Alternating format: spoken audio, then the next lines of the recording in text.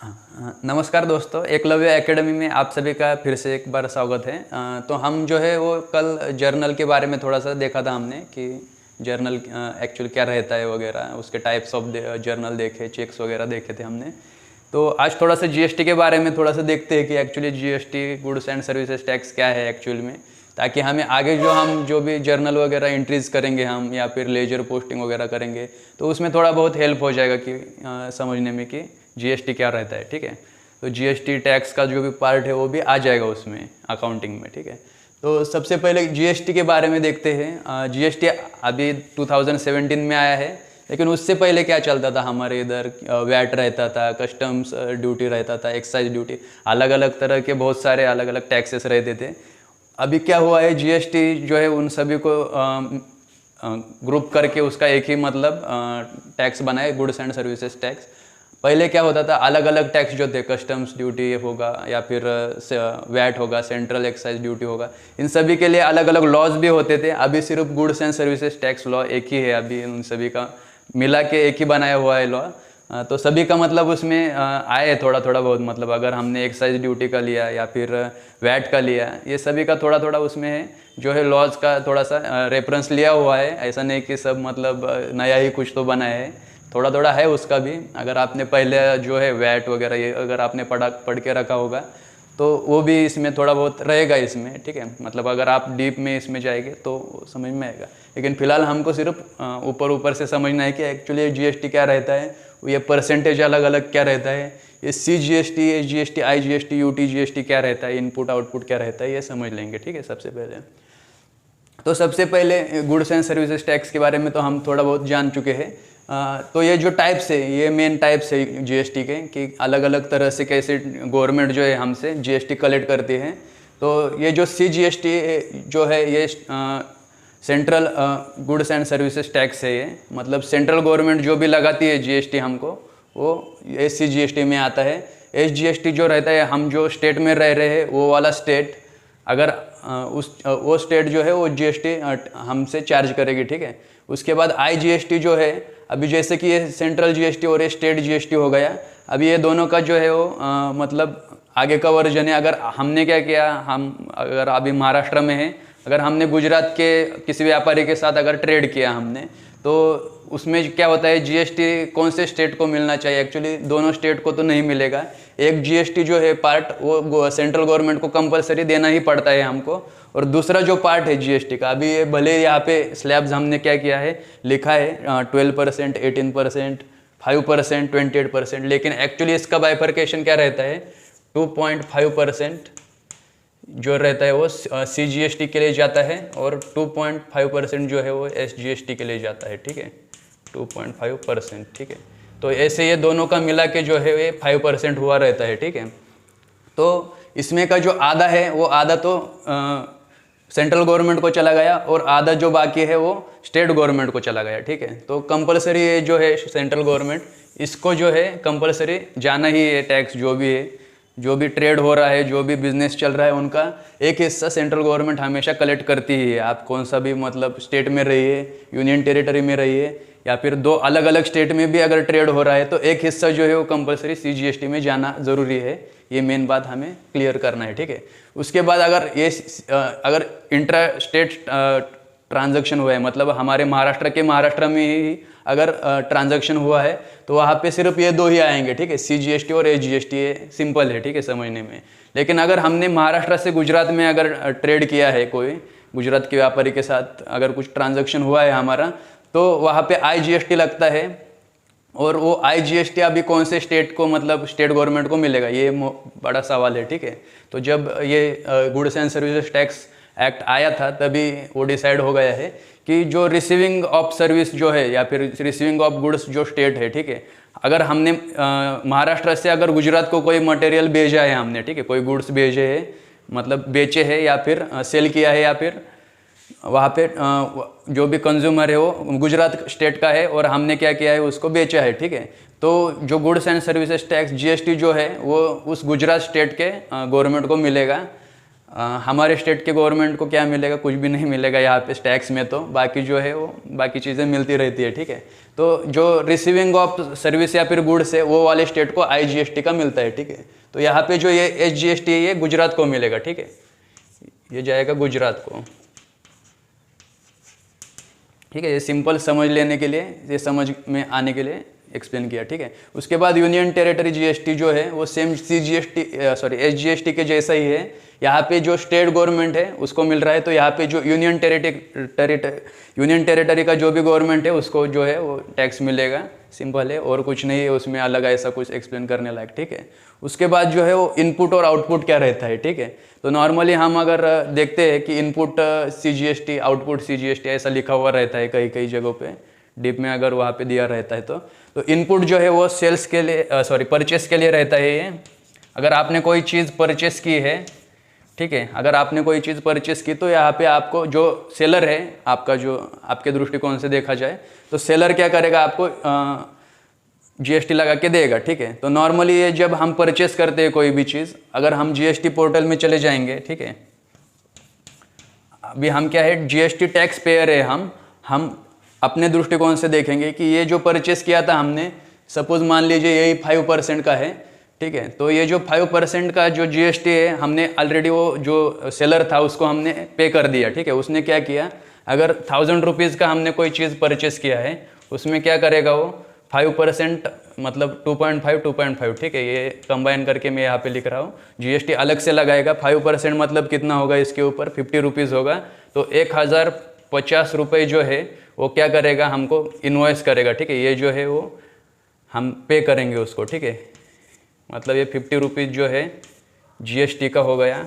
तो हमने क्या किया, ये 50 रुपीज़ जो है वो जो बायर है, सेलर जो है जिससे हमने माल परचेस किया है उसको हमने 50 रुपीज़ दे दिया। वो क्या करेगा, वो 50 रुपये वो अपने मतलब और से क्या करेगा, गवर्नमेंट को भरेगा वो पैसा, ठीक है। मतलब ये 50 रुपये इस बाइफर्केशन के साथ मतलब 25 रुपये, और 25 रुपये ये क्या करेगा, सेंट्रल गवर्नमेंट को 25 देगा और स्टेट गवर्नमेंट को 25 रुपये पे कर देगा GST पोर्टल में से, ठीक है। GST पोर्टल जो भी है जहाँ पे हम क्या करते हैं GST भरते हैं, वहाँ से वो भर देगा, ठीक है।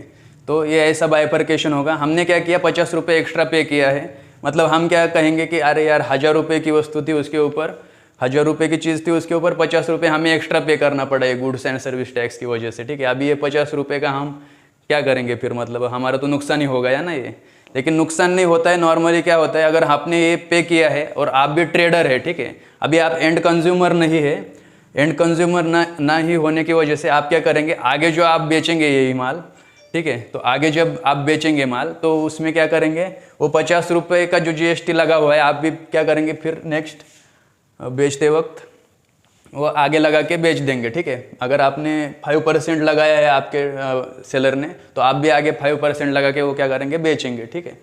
तो वो तो मिल जाएगा आपको इनपुट टैक्स क्रेडिट में, ठीक है। जब आप परचेस करते हैं उसके ऊपर का GST हम क्या करेंगे, नोट करेंगे as a input CGST SGST।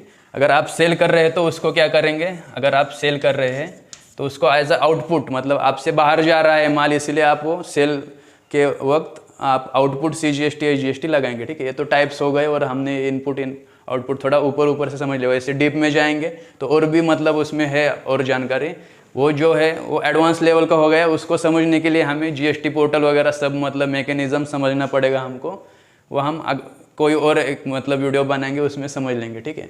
अभी जो GST के जो अलग अलग स्लैब्स है उसके बारे में समझेंगे, ठीक है, कि अब ये अलग अलग स्लैब्स क्यों दे के रखा है गवर्नमेंट ने, कि एक ही अगर कोई परसेंटेज रहता है, जैसे कि इनकम टैक्स में मतलब रहता है 10%, 20%, 30%, ठीक है। लेकिन ये अलग अलग स्लैब इसलिए दे के रखा है ताकि हमको जो है हर चीज़ पे GST ना पे करनी पड़े। नहीं तो क्या होगा, अभी फिलहाल तो पेट्रोल डीजल छोड़ के सारी चीज़ पे अभी GST अप्लीकेबल कर दिया है गवर्नमेंट ने, कम ज़्यादा परसेंटेज है। अगर इसमें अलग अलग स्लैब रखने का एक ही रीज़न है, सबसे पहला क्या है कि जीरो रेटेड है, मतलब कोई चीज़ पे GST बिल्कुल भी नहीं लगता, ऐसी कोई चीज़ें होंगे तो जो है सारे इसेंशियल कमोडिटीज़, जैसे कि अगर हमारा एग्रीकल्चरल प्रोडक्ट हो गए, मतलब हमने क्या किया है, एग्रीकल्चरल प्रोडक्ट मतलब धान वगैरह हो गया, जो भी मिल्क हो गया, डेयरी का जो भी प्रोडक्ट आता है, ठीक है, मिल्क और जो भी मतलब रॉ प्रोडक्ट्स है, जो भी मतलब उसके ऊपर जो कि एग्रीकल्चरल मतलब जो उगता है ज़मीन से वही प्रोडक्ट्स, ठीक है। या फिर पानी हो गया,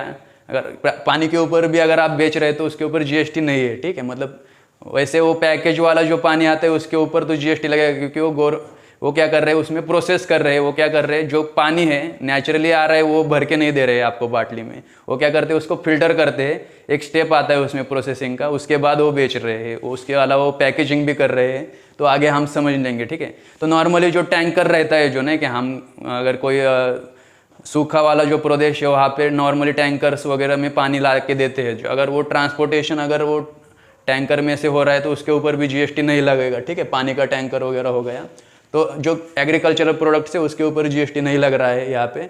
इसेंशियल भी हम उनको कह सकते हैं, जो जीवन जीने के लिए हमें जो ज़रूरी है, मतलब धान हो गया, वो सब चीज़ों पे जीएसटी नहीं है। उसके बाद 5% लो रेटेड में आता है। इसमें भी जो है हमारी जो है रोज़मर्रा की मतलब जो भी ज़रूरत की चीज़ें हैं वो इसमें आता है, ठीक है, 5% में। अभी इसमें क्या हो गया, इस पूरा मतलब रॉ प्रोडक्ट हो गया, जैसे कि हमने गेहूँ हो गया या फिर जो भी मतलब राइस वगैरह होगा, ये सब जो है वो डायरेक्टली हम उसका क्या कर सकते हैं, वो पीस के वगैरह हम रोटी बना के खा सकते हैं। लेकिन इसमें क्या होता है, नॉर्मली हमारा जो आशीर्वाद आटा वगैरह अभी जो रेडीमेड वगैरह आटा आ रहा है, मतलब नहीं कि पिसा हुआ ही सीधा आ रहा है, ठीक है। उसके अलावा या फिर कोई गेहूँ वगैरह है जिसका क्या किया है, किसी कंपनी ने मार्केटिंग वगैरह किया है, जैसे कि आशीर्वाद वालों ने क्या किया, उसको पैकेजिंग किया और उसको क्या किया, बेचने के लिए रख दिया, ठीक है। तो थोड़ा सा प्रोसेस हो गया उसमें और पैकेजिंग वगैरह हो गया, तो उसके ऊपर क्या हो रहा है, 5% जीएसटी लगेगा यहाँ पे, ठीक है। अगर आपने डायरेक्ट अगर किसी किसान से खरीदा तो उसके ऊपर जीएसटी नहीं लगेगा। लेकिन आपने अगर बीच में कोई जो आ रहा है, मतलब नहीं क्या एजेंट वगैरह कह सकते हैं, उससे अगर आप खरीद रहे, उस एजेंट ने क्या किया, थोड़ा सा उसको क्लीनिंग वगैरह कर दिया, पैकेजिंग वगैरह कर दिया, या फिर उसने क्या किया, उसको पीस के दे दिया आपको, ठीक है, थोड़ा बहुत आटा बना के दे दिया, तो उसके ऊपर 5% जीएसटी आ रहा है। ये हमारे रोज़मर्रा की मतलब इसेंशियली एक प्रकार से, लेकिन इसके जैसा नहीं है, ठीक है। पूरा मतलब रॉ फॉर्म में नहीं है, इसमें थोड़ा सा प्रोसेस हुआ है, इसलिए उसके ऊपर क्या हुआ, 5% जीएसटी लगा, ठीक है। उसके बाद क्या आता है, 12% जीएसटी। अगर हमारा जो मिल्क प्रोडक्ट का एग्जांपल लेते हैं, मिल्क है, सिर्फ उसका दही बनाया, उसके बाद उसका क्या किया, बटर भी बना लिया, उसके बाद उसका घी वगैरह बना दिया, ठीक है। ऐसे प्रोसेसिंग स्टेप्स है उसमें डेयरी प्रोडक्ट में। जहाँ पे बटर आ रहा है, ठीक है, मिल्क का हमने क्या किया, प्रोसेस करके बटर बनाया, तो वो बटर के ऊपर 12% जीएसटी लगेगा, क्योंकि थोड़ा सा वहाँ पे प्रोसेसिंग हुआ है, एक स्टेप ऐड हो गया है। उसमें क्या हो रहा है, मैन फोर्स भी ऐड हो रहा है। वो सिर्फ बटर बनाने के लिए सिर्फ ऐसे ही रख दिया तो होगा नहीं उसमें, ठीक है। तो उसमें मैन फोर्स आएगा, तो वो क्या करेगा, लेबर क्या करेगा, वो बटर दूध को क्या करेगा, दही में कन्वर्ट करके उसको थोड़ा सा जब फेंटेगा तभी उसका जो है वो बटर निकलेगा, ठीक है। तो उसमें प्रोसेस थोड़ा सा एडवांस लेवल का है। इसमें क्या है, नॉर्मली सिर्फ थोड़ा सा साफ सफाई कर दिया, पैकेजिंग कर दिया, इतना ही। लेकिन इसमें क्या किया, पूरी तरह से प्रोसेस किया, उसका बटर बनाया, उसके बाद जो है वो 12% में उसका जीएसटी वो चार्ज होगा, क्योंकि वहाँ पे 2 स्टेप्स और आ रही है, ठीक है। या फिर हमने क्या किया, रॉ मटेरियल जैसे कि शुगर केन लाया, मतलब जो गन्ना रहता है उसको लाया, उसका जूस निकाल के हमने क्या किया, उसका शक्कर में कन्वर्ट कर दिया, ठीक है। तो उसके ऊपर क्या होगा, 12% जो है जीएसटी लगेगा, ठीक है। थोड़ा सा प्रोसेसिंग होने के बाद, थोड़ा ज़्यादा प्रोसेसिंग होने के बाद कह सकते हैं, ठीक है। उसके बाद क्या है, 18% में आता है। अभी वो डेयरी प्रोडक्ट वाला ही हम एग्जांपल लेंगे, तो उसमें क्या किया, पहले तो सिर्फ मिल्क था, उसके ऊपर कोई जीएसटी नहीं है। उसके बाद हमने उसका दही बनाया, 5% जीएसटी आ गया।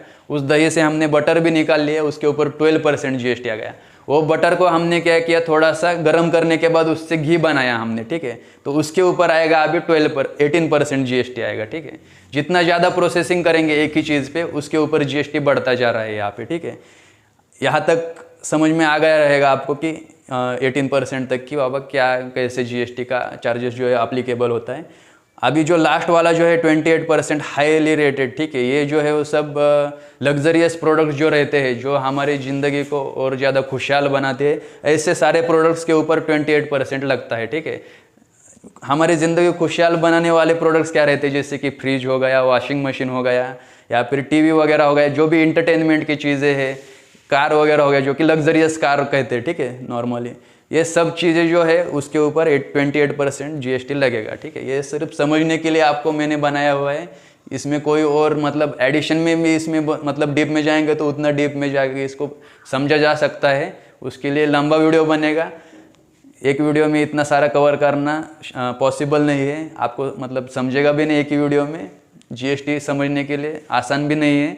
सिर्फ ये ऊपर ऊपर से मतलब स्लैब्स पता होना चाहिए, टाइप्स पता होना चाहिए, कैसे डिवाइड होता है जीएसटी का अमाउंट, वो समझ में आने के लिए हमने ये वीडियो बनाया है।